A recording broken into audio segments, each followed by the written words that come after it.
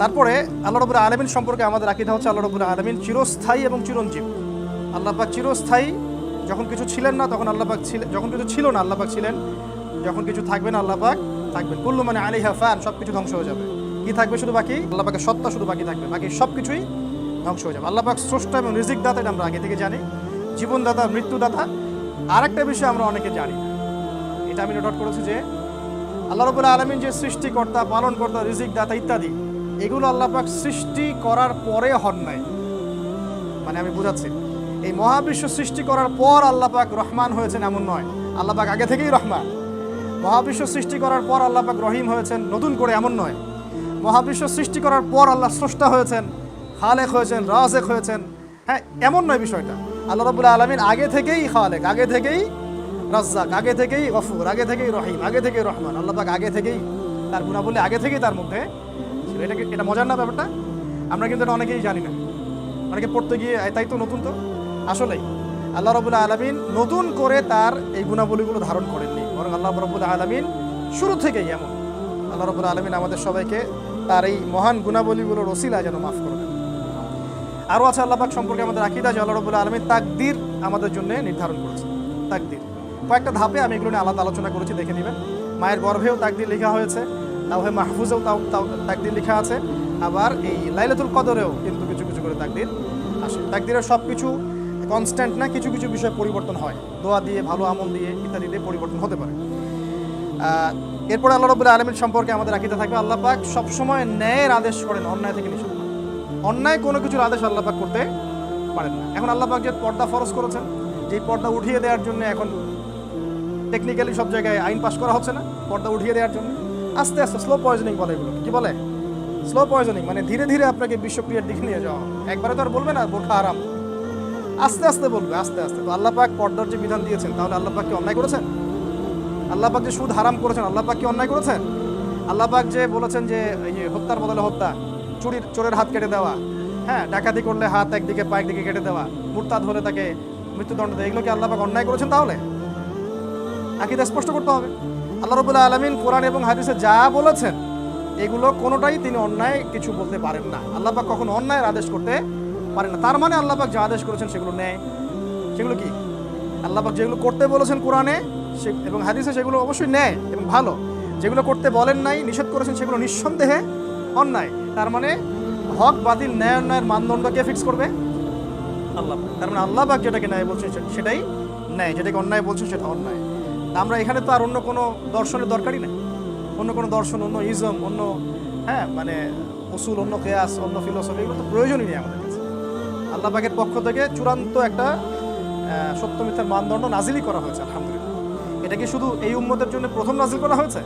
না, পূর্ববর্তী সমস্ত উম্মতের ক্ষেত্রেও এটা নাজিল করা হয়েছে।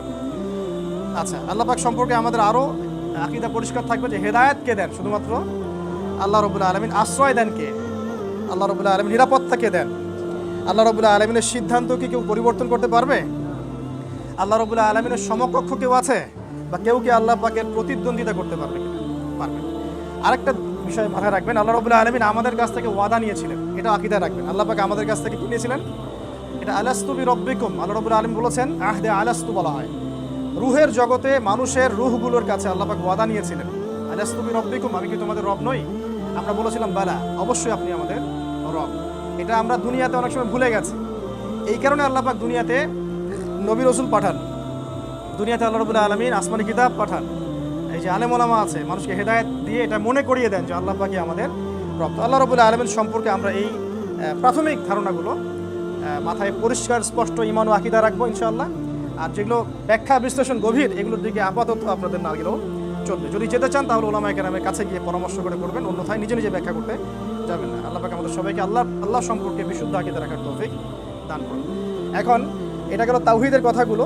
তাহলে একটা কথা এখন আমরা স্পষ্ট করি, সেটা হলো যে আল্লাহ রাব্বুল আলামিন ছাড়া ইলাহ নেই, যে আল্লাহ পাক ছাড়া কোনো রব নাই, যে আল্লাহ পাক সর্বশ্রেষ্ঠ, সর্বক্ষমতার অধিকারী, হ্যাঁ, যে আল্লাহ রাব্বুল আলামিনের হাতেই সমস্ত কর্তৃত্ব ক্ষমতা, তাহলে দুনিয়াতে এসে কি আমরা সে আল্লাহর বিধানের বিরুদ্ধাচরণ করতে পারবো কিনা?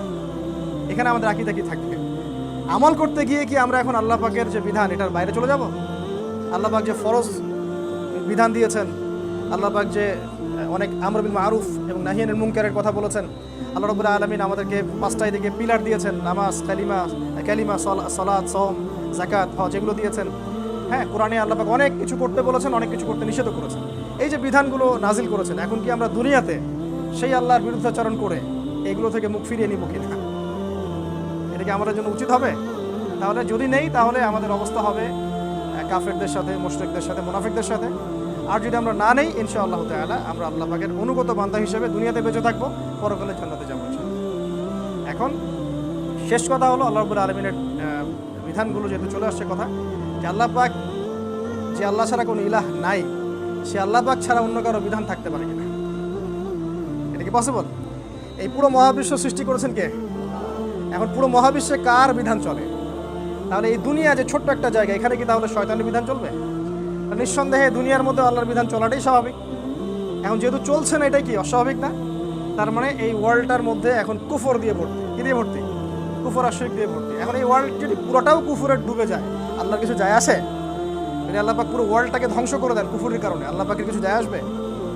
একজন মুমিন বান্দা যদি জীবিত থাকেন, আল্লাহ রাব্বুল আলামিনের কাছে ওই মুমিন বান্দার সম্মান সমস্ত মানুষের চেয়ে বেশি।